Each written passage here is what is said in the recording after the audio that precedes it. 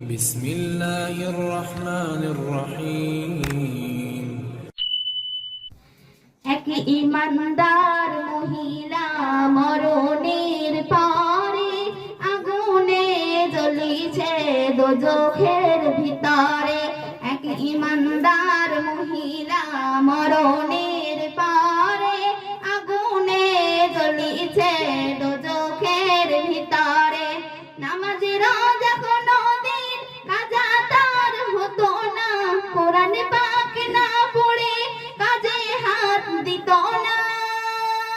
পাড়ার লোকে বলতো এত নেক আওরাত, মউতের পরে ঠিক পাবে এই জান্নাত।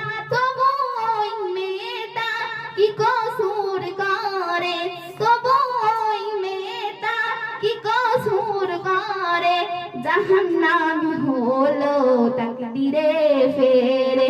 এক ইমানদার মহিলা মরণের পরে আগুনে জ্বলিছে দোজখের ভিতরে। স্বামীর সুখ পেয়েও এ অভ্যাস ছিল তার, কটু কথা স্বামীকে বলতো বারে বার।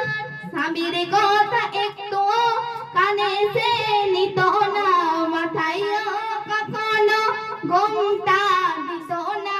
সেই সকল ইবাদত, সেই সকল ইবাদত আল্লাহর দরবারে কবুল তো হলো না মওলার বিচারে।